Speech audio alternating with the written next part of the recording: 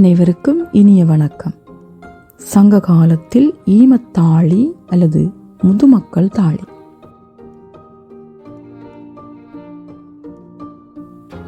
எமது முன்னோர்கள் இறந்தவர்களின் உடலை ஒரு பெரிய பானைக்குள் வைத்து அன்று மண்ணுக்குள் அடக்கம் செய்தார்கள். அல்லது இறந்தவர்களை எரித்து மிஞ்சிய பாகங்களையும் அந்த மக்கள் விரும்பி பயன்படுத்திய பொருட்களையும் சேர்த்து தாளிகளில் புதைத்திருக்கின்றனர். இதுவே ஈமத்தாழி அல்லது முதுமக்கள் தாழி என சங்க இலக்கியங்கள் குறிப்பிடுகின்றன. புறநானூற்று பாடல்களில் எவ்வாறெல்லாம் இந்த ஈமத்தாழி பற்றிய செய்திகள் வருகின்றன என்று இந்த பதிவில் நாம் ஆய்ந்து நோக்கலாம். முதலாவதாக புறநானூறு 228வது பாடலை எடுத்துக்கொண்டோமானால், ஐயூர் முடவனார் என்னும் புலவர் கிள்ளிவளவன் என்ற அரசனுக்காக இந்த பாடலை பாடுகின்றார். கலஞ்சை கோவே கலஞ்சை கோவே நனந்தலை மூதூர் கலஞ்சை கோவே என்று பாடுகின்றார். அதாவது விரிகதிர் ஞாயிறு விசும்பிலே, விசும்பிலே என்றால் ஆகாயம், ஆகாயத்தில் செல்வது போல உலகெங்கும் நிலவி புகழப்பட்டவன் இந்த கிள்ளிவளவன் என்ற மன்னன். இவன் செம்பியர் மரபினனான கிள்ளிவளவன் சோழ மன்னன். அவன் தேவருலகம் எய்தினான். அவன் உடலை அடக்கம் செய்ய தாளிவனைய விரும்பி முனைகின்றேன் என்று கூறி கலம்பனையும் வேட்கோவனே என்கின்றார். மண்ணை காக்கும் தலைவன் இந்த குயவன். அதனால் தான் அவனை கோவே அரசனே வேட்கோவனே என்று பாடுகின்றார். குயவனே, நின்னால் ஒருபோதும் இயலாது. நிலவட்டமே சக்கரமாகவும் மேருமலையை மண்ணாகவும் கொண்டு வனைந்தால் அன்றி அப்பெருந்தகையையும் அவனது பெரும் படையையும் கவிக்கும் தாளியை உன்னால் வனைய முடியாது என்கிறார் இந்த புலவர். அதாவது கிள்ளிவளவனின் புகழில் பெருமையை குறித்து வியந்து அவனை அடக்குவதற்கு தாளிவனதற்கு இயலுமோ என அவர் பாடுகின்றார்.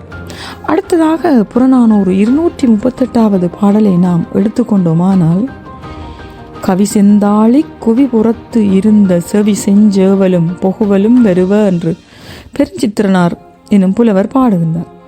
அதாவது தாளியினுள் பிணத்தை இட்டு அதனை கவிழ்த்து புதைக்க அதன் மேற்புறத்தே காணப்படும் குவிப்புறத்திலே கழுகுகளும் பொகுவல் எனும் புல்லும் காகமும் கோட்டானும் கூடி நிற்கும் சுடுகாட்டை நோக்கி அரசன் சென்றான். அவனை இழந்து எனது சுற்றம் எத்தகைய துயரப்படுமோ என்று பாடுகின்றார். மேலும் புறநானூறு 256வது பாடலை எடுத்துக்கொண்டால், வியன்மலர் அகன் பொழில் ஈமத்தாழி அகலிது ஆகவனமோ என்று பேரறிய முடியாத ஒரு பெண் புலவர் பாடுகின்றார். கோமகனோடு ஒட்டி இதுவரை வாழ்ந்தவள் யான், ஐயகோ அவனும் இப்போது இறந்தான். வேட்கோவே அதாவது குயவனே, அவனுக்கு செய்யும் ஈமத்தாழியை கொஞ்சம் அகலமாக வனைக, எனக்கும் அதனுள் இடம் வேண்டுமென்றோ என பெருந்துயரில் இந்த பெண் புலவர் பாடுகின்றார். இவ்வாறு ஈமத்தாழி பற்றிய குறிப்புகள் பல சங்க இலக்கிய பாடல்களில் காணப்படுகின்றன. இவற்றின் மூலம் மன்னர்களை தாளியிலிட்டு புதைக்கும் மரபு இங்கு அறியப்படுகின்றது. அத்தோடு இயற்கை மரணம் எய்திய மூத்தோர்களையும் ஆற்றங்கரை ஓரத்தில் தாளியிலிட்டு புதைத்திருக்கின்றனர். இதை தாளியிற் கவித்தல் அதாவது மூடுதல் என்று கூறுவர். இது அக்காலத்தின் மிக பழைய மரபு ஆகும். இறந்த மனிதன் மீண்டும் கருவுற்று பிறக்கின்றான் என்ற நம்பிக்கை நமது பழந்தமிழரில் இருந்திருக்கின்றது. இப்போது கூட அதில் எம்மில் இருக்கின்றது. அதனால்தான் இறந்தவர்கள் பயன்படுத்திய பொருட்களை இட்டு அன்று புதைத்திருக்கின்றனர்.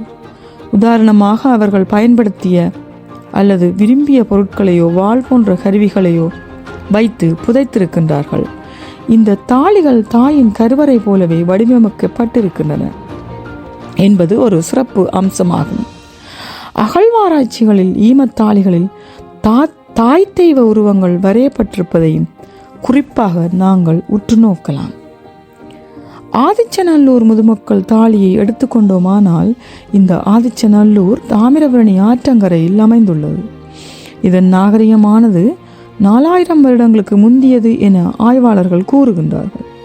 இங்கு ஆயிரக்கணக்கில் 3700 வருடங்களுக்கு முற்பட்ட முதுமக்கள் தாளிகள் கண்டெடுக்கப்பட்டுள்ளன. இந்த ஆதிச்சநல்லூர் என்ற ஊரை ஈமக்காடு என்றும் அழைக்கின்றனர். எழுத்தறிவு வருவதற்கு முன்னரே இந்த ஆதிச்சநல்லூர் நாகரிகம் இருந்திருக்க வேண்டும் என்று கூறப்படுகின்றது.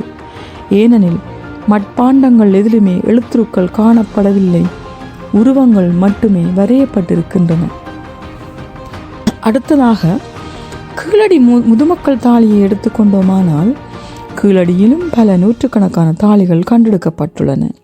இவை 3000 to 2500 ஆண்டுகளுக்கு முற்பட்ட குறியீடுகளோடு இந்த தாளிகள் இருக்கின்றன.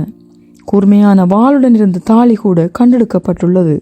இது அரசனுடையதாகவோ அல்லது ஒரு போர் வீரனின் தாளியாகவோ இருந்திருக்கக்கூடும்.